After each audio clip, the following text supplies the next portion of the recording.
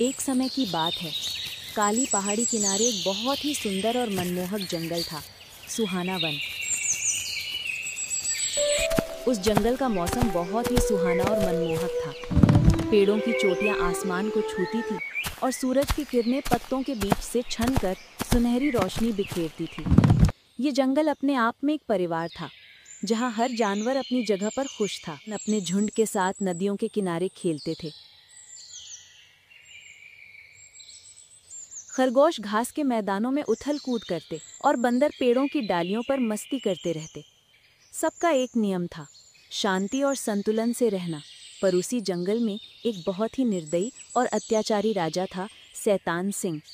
शैतान सिंह का पूरे जंगल पर खौफनाक साया रहता था।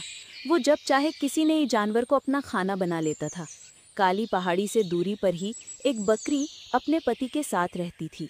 सुनो जी, बहुत दिन हो गए काली पहाड़ी के पास वाले जंगल में गए। क्यों आज हम दोनों वहां जाकर घूम कर आए? देखो ना, आज मौसम कितना सुहाना हुआ है और ऐसे मौसम में वहां की घास बड़ी ही मीठी लगती है। अरे तू पागल हो गई है क्या? तुझे पता भी है उस जंगल में शैतान सिंह शेर रहता है। वो अपने जंगल के जानवरों को तो छोड़ता ही नहीं। हमारा क्या हाल करेगा? और पिछली बार बड़ी मुश्किल से जान बची थी मेरी। अब मैं इस बार फिर अपने आप को मौत के मुंह में नहीं डालने वाला। ना बाबा ना। आप क्यों चिंता करते हैं जी? मैं हूँ ना। आप तो बेकार में ही डर रहे हैं। अगर ऐसे ही डर के साए में जीते रहे तब तो हमारी पूरी जिंदगी इस छोटी सी जगह में ही निकल जाएगी। बकरी बहुत ही साहसी और तेज थी। उसका सोचना था कि अगर हम जीवन की चुनौतियों का सामना नहीं करेंगे तो कभी जीवन को अच्छे से नहीं जी पाएंगे। और जीवन में चुनौतियां हर बार एक नई सीख लेकर आती हैं। जबकि इधर बकरा थोड़ा सा डरपोक स्वभाव का था। उसे लगता था कि जब रूखी सूखी खाकर जीवन बीत रहा है तो क्यों झंझट मोड़ लेना।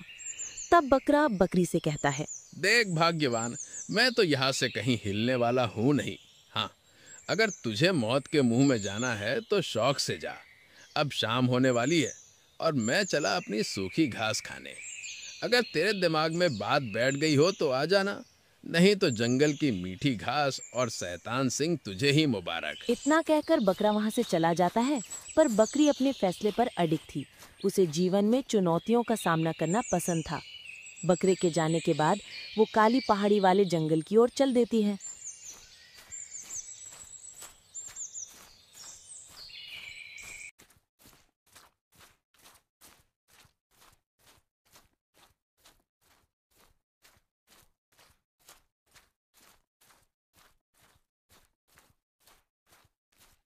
कुछ देर बाद बकरी वहां पहुंच जाती है और जी भर की मीठी घास खाती है और विचार करती है, वाह, कितना खूबसूरत और मनमोहक मौसम है।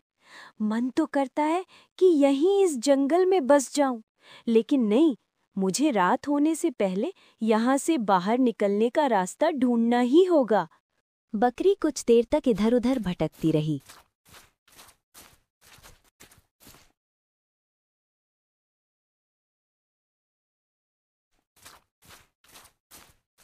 तभी उसकी नजर एक मरे हुए जानवर के बड़े कंकाल पर पड़ी। अरे राम, कितना विशाल कंकाल है ये। पता नहीं किस जानवर का होगा, लेकिन ताजा तो लगता है। शायद किसी शिकारी ने आज ही इसका शिकार किया है। तभी बकरी को बहुत डरावनी आवाज सुनाई दी।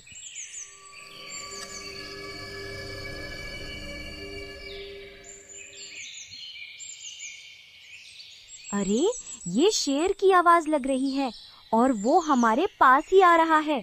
अगर वो आ गया तो मेरी आज ऊपर की टिकट कटी समझो।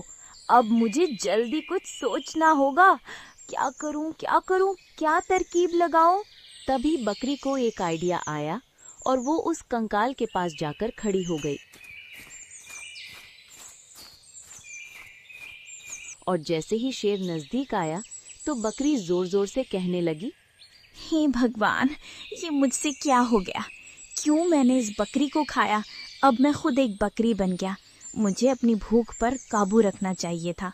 अब जल्दी से मुझे एक शेर को ढूंढना होगा और उसका शिकार करना होगा। तभी मैं फिर से शेर के रूप में आ पाऊंगा। कभी कभी ये मेरी चमत्कारी शक्ति मुझे ही मुसीबत में डाल देती हैं। जब शेर सिंह ने उसकी बात सुनी तो उसके होश उड़ गए और डर के मारे उसके पसीने छूटने लगे। अरे ये क्या, ये मैं पहली बार देख रहा हूँ, मांसाहारी बकरी। ऐसे जीव हमारे जंगल में कहाँ से आ गई? ये सीधे शेर का मांस ही खा जाती है, और एक शेर से इसका पेट भी नहीं भरता। ये तो 2-3 शेर खाने की बात कर रही है। आज मेरी किस्मत अच्छी थी कि मैं उसकी नजर में नहीं आया, वरना ये मुझे ही अपना भोजन बना डालती। मैंने कभी सोचा भी नहीं था कि कोई बकरी इतनी क्रूर और भिखमरी हो सकती है। एक जानवर खाकर भी ये और मांग रही है। लगता है ये कोई चमत्कारी प्राणी है, कोई जादुई शक्ति जरूर इसके पास होगी। हे भगवान, आज मुझे इस मांसाहारी बकरी से बचा लीजिए। इतना विचार कर शेर वहां से भाग खड़ा हुआ, पर उसी समय वहां पर कोई और भी मौजूद था जो ये सारा ड्रामा देख रही थी। जंगल की चापलूस लोमड़ी, जो हमेशा शेर की चापलूसी करती, जिसकी वजह से शेर उसे शिकार में से बचा कुचा हिस्सा दे देता था। कौन जाने ये बकरी किस जंगल से आई है, हमारे राजा को बेवकूफ बना रही है। बेहतर होगा कि मैं इसके सारे शरारती कारनामे राजा को बता दूं।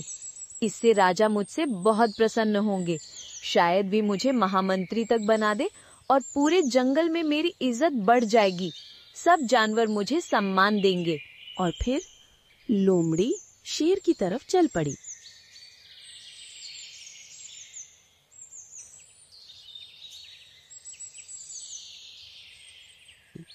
बकरी ने लोमड़ी को शेर की तरफ जाते हुए देख लिया और वो सोचने लगी, ये लोमड़ी शेर की तरफ क्यों जा रही है और इतनी जल्दी? क्या लोमड़ी ने मेरा प्लान पहले ही पकड़ लिया है और अब वो शेर को सब बताने वाली है? देखो तो ये चुगलखोर लोमड़ी कैसी अनकैसी चुगली करने जा रही है। अगर उसने शेर को मेरी असलियत बता दी तो मेरी जान बचना मुश्किल होगा।